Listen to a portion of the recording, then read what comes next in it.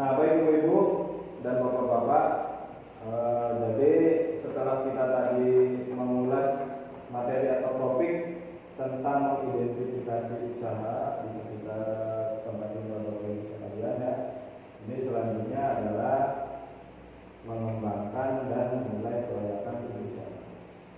Nah, tapi setiap di sesi ini kita punya yang namanya masih ingat ya? Nah, coba saya coba ya. Uang tidak cukup, usaha baik, terima kasih. Nah, sebelum melanjutkan saya akan membukakan film dulu. Jadi ya Pak, nanti ibu-ibu dan bapak-bapak coba lihat filmnya serta ada yang bersama. Nanti saya akan menanyakan setelah film itu selesai. Mari nonton dulu. Karena kita sudah sekolah di Palu, ibu punya banyak waktu luang untuk cari uang tambahan. Kebutuhan sekolah anak-anak kan masih banyak. 2 tahun lagi Dewi masuk SMA dan kita di TK. Padahal baru 6 tahun lagi, ibu mau coba jualan ikan, Pak. Apa berjualan ikan bisa untung, Bu? Kasih untung, Pak. Banyak kok ibu-ibu yang melakukannya. Ibu akan ambil ikan dari petambak di pagi hari dan menjualnya di pasar dengan harga tertinggi. Petambaknya dibayar setelah kita selesai jualan. Jadi, kita tidak perlu banyak modal. Ibu kan sudah punya sedikit tabungan buat modal, Pak.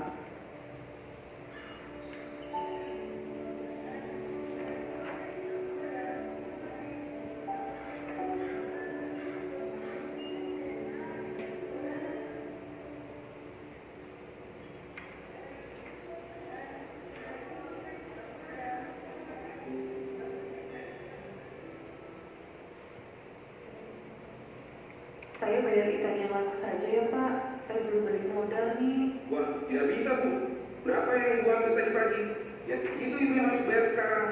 Karena dagangan ikan saya sedang tidak laku, lama-lama modal saya menipis dan jualan saya jadi makin sedikit. Bahkan saya terpaksa berutang pada petambak kalau tidak bisa bayar ikan yang sudah saya beli.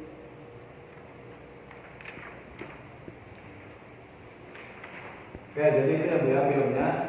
Nah, coba kira-kira masalah apa yang terjadi pada pasangan ibu di film tersebut tuh? Kekurangan modal. Terus tidak balik untung. Tidak balik untung. Pedagangnya galak? Enggak ya. Pedagang kalau memang pedagang yang begitu yang mengusaha aja. Nah, terima kasih terucapkan yang sudah berpendapat. Jadi suatu ide usaha tidak bisa langsung dilaksanakan begitu saja. Harus dipikirkan lebih matang bagaimana usaha tersebut akan dijalankan agar nantinya benar-benar mendatangkan untung. Nah, sekarang coba kita bantu ibu ya dalam mengembangkan ide usaha ikannya. Untuk mengembangkan ide usaha harus memikirkan beberapa hal. Nah, kita lihat di flipchart ini bahwa pertama mengembangkan ide usaha apa yang akan dilakukan. Akhirnya usaha apa yang akan dilakukan? Berjualan ikan. Nah, terus kemudian siapakah target pembelinya? Dari pasar. Nah, bagaimana untung bisa didapat nanti? Ikan dibeli dari petambak di pagi hari, kemudian dijual di pasar dengan harga jual yang lebih tinggi. Nah, yang selanjutnya, apakah penyebab kegagalan usahanya selama ini? Ikan dijual tidak dapat bersaing dengan yang lain. Jadi itu ya beberapa hal-hal untuk memakan ide. Nah, barang yang dijual ibu Lili sama saja dengan yang sudah ditawarkan oleh penjualin ya, atau jenis kualitas, harga jual, tempat jualan, harga pembeli. Berhubung tidak ada hal istimewa yang ditawarkan, ibu-ibu di pasar pun lebih memilih untuk membeli dari penjual langganannya masing-masing. Oke.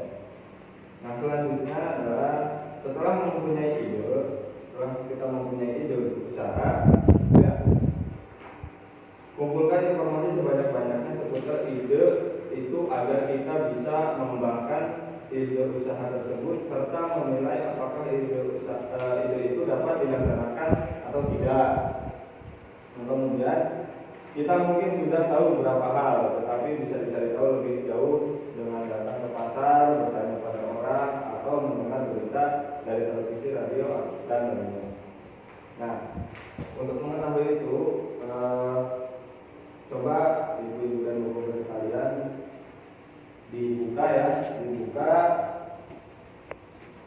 lembar cerita 3A tentang apa?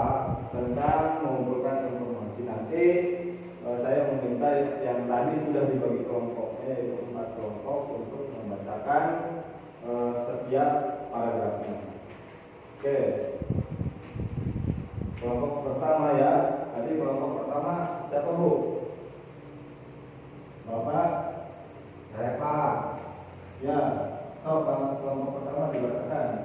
Dalam rangka merencanakan kembali usahanya, Ibu Lili pergi ke pasar tempat dia akan berjualan nanti. Ibu Lili mengamati bahwa di pasar sudah banyak sekali orang yang berjualan ikan segar. Sebagian besar pembelinya adalah ibu. Umumnya mereka membeli ini ikan yang kecil. Ya, terima kasih untuk kelompok 1 ya. Nah, sekarang kelompok 2 Bu, silakan. Kemudian Ibu Lili bertanya kepada beberapa pembeli ikan dan Sri mengetahui bahwa mereka lebih suka ikan kecil karena mudah dimasak untuk keluarga dan harganya juga cukup murah. Namun demikian, sebagian besar dari mereka mengatakan bahwa mereka lebih suka membeli ikan nasa agar tidak repot memasaknya. Sayangnya belum banyak orang yang menjual ikan nasa. Baik, terima kasih. Untuk selanjutnya Bu. Ya. Ibu Lili juga mempelajari bahwa harga ikan yang banyak dibeli ibu-ibu tidak lebih dari 20 kg untuk menarik pelanggan. Sebagian penjual menjual ikan mereka setengah dari harga normal. Jika ikan-ikan tersebut belum laku pada jam sore sesampainya di rumah, Ibu Lili mendengar radio memberitakan bahwa ratusan ikan dalam sampah di dekat desanya sedang disiram jamur. Akibatnya banyak ikan mati dan tidak dapat dimakan. Ya, baik, terima kasih. Selanjutnya Bapak Jamin. Setelah memikirkan seluruh informasi yang dikumpulkannya, Ibu Lili menyimpulkan bahwa menjual ikan segar akan sangat sulit karena sudah banyak orang yang melakukannya. Ibu Lili kemudian mengubah rencana usahanya menjadi berjualan ikan matang yang dimasaknya terlebih dahulu di rumah. Kebetulan ia sering membantu tangganya memastikan untuk acara-acara pernikahan. Ia akan membelikan pedagang di sore hari agar dapat harganya murah. Sayangnya, Ibu Lili tidak memiliki modal cukup banyak sehingga ia hanya mampu membeli beberapa kilogram ikan dan membatasi variasi jenis makanan yang dijualnya setiap harinya. Nah, jadi itu ya terkait lembar cerita yang 3A.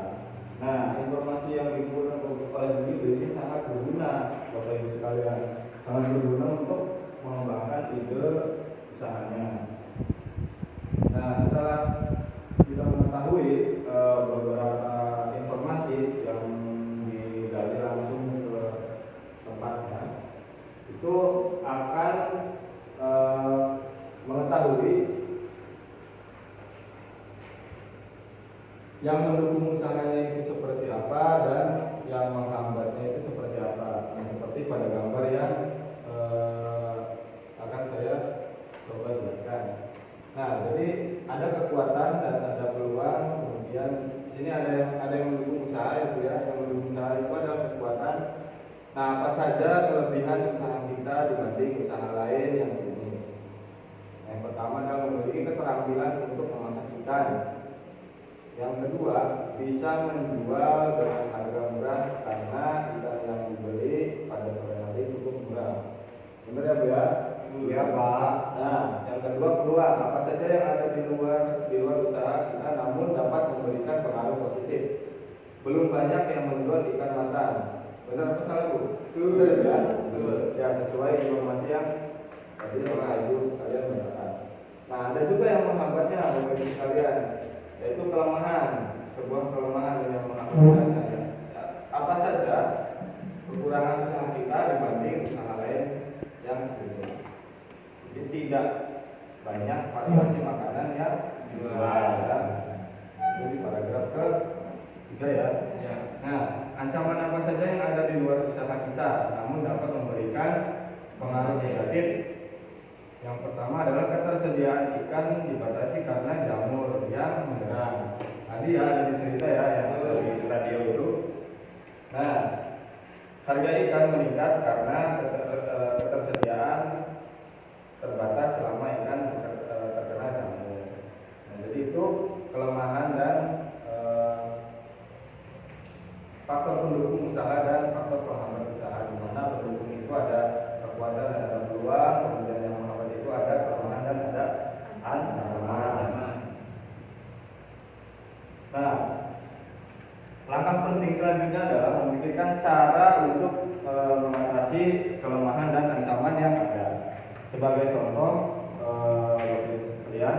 kelemahan usaha kuliner adalah tidak punya banyak variasi jenis makanan yang dijual. Hal itu bisa dibatasi dengan mengganti jenis makanan setiap 2-3 hari sekali supaya pelanggan tidak bosan. Nah, untuk mengatasi ancaman tersebut, ini ada cara mengatasi ancaman. Kita diskusi ya, kita diskusikan cara mengatasi ancaman karena harga ikan bertambah mahal. Kira-kira apa, Bu? Untuk mengatasi harga ikan bertambah mahal, apa kira-kira, Bu? Coba apa kira-kira, Bu?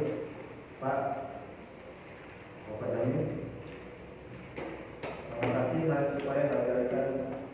mengatasi harga ikan ketika bertambah mahal.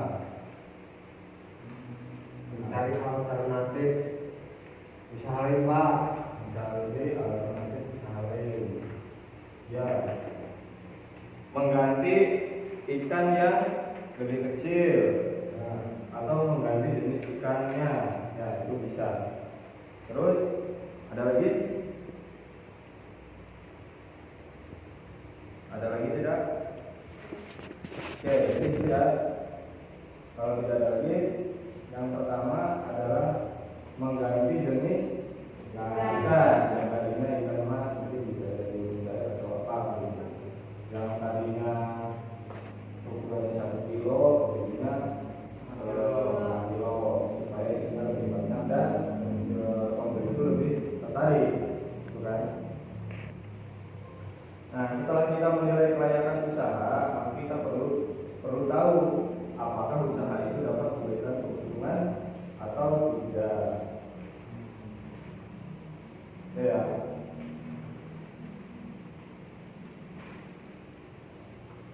Bagaimana Ibu dan Bapak sekalian untuk mengembangkan di usaha sudah jelas?